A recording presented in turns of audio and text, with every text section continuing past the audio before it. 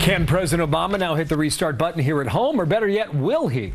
Matt Keelen's Republican strategist, founder of the Keelen Group, and Democratic strategist Steve Laser, host of the radio show Making Sense with Steve Laser. Gentlemen, hello. How you doing, Matt? Nice to see both of you guys. Matt, I don't know. I was thinking about the press conference or the statement the president made yesterday about Washington getting its act together.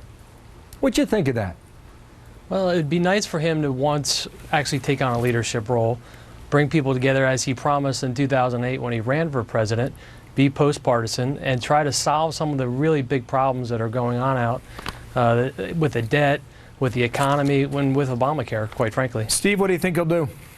I think that he's got to strike while the iron is hot and try to come up with a deal that averts this crisis happening again in a few months. Nobody wants that. But I think the president's position has become more difficult. Even though he's gotten a popular boost from the way things transpired, now he's got two negotiating partners instead of just one. He's got to think, all right, is this policy or is this thing that I'm going to propose acceptable to the Tea Party wing? Is it acceptable to the more centrist establishment wing of the Republican Party? So I think in some ways his position has become more difficult. You think so, huh? Absolutely. Wow, but I think you're the first person who talks that way.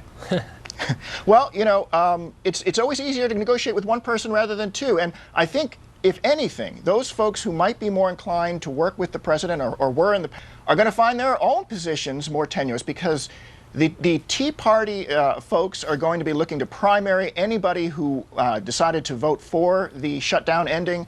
They're going to really punish anybody from a leadership standpoint. People might like. Well, they may talk that way, but talking and acting are two very different things. I understand the point you're driving at, Matt. What about that?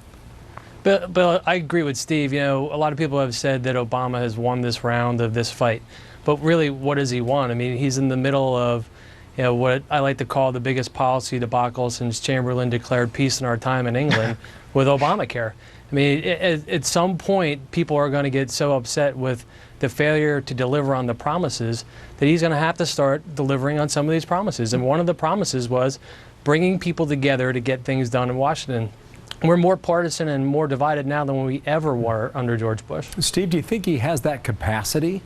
Does he have that desire? I think he does. I think he has that capacity. I think he has that desire. I think he's got to concentrate where there's consensus right now, because I think this is a very divisive environment in Washington right now. I think Matt's right about that. I think we disagree as to the cause. I think there are three areas that the president can make some progress on. Again, I mentioned one earlier, the economy, the budget.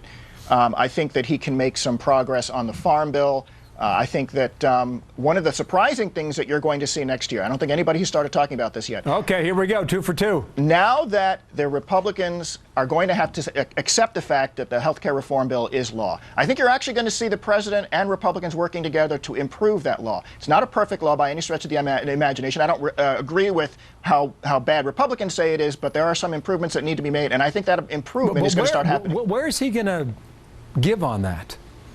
I mean, you saw this round of 16 days. There was no budge, Steve. I don't even think it's going to be so much a matter of giving. I think it's going to be a matter of the healthcare reform law. And I've been playing around with the website and plugging different figures in. It's really good for those folks making less than 400% of federal poverty level. Essentially, if you're making less than $60,000 a year and you go to get a health care plan through this, I think it works really well for you. Doesn't work so well for folks making more than that, and I think there's room there for both sides to work on that and improve the bill. All right, Matt, take off on that before we go. Well, you know, I think Carrot Top's fan page is more sophisticated than the Obamacare websites are right now. And he certainly needs to have Secretary Sebelius come up to Congress next week and explain what's gone wrong and what they're going to do to fix it. And I do agree with Steve. I think there are some people in the Republican Party that would like to try to help this thing work for the American people. And that's really what it's all about. All of us would. That or you get rid of it. Matt, thank you. Steve, thanks to you as well. Thank you. Have a Thanks, good Bill. weekend, gentlemen. You got it.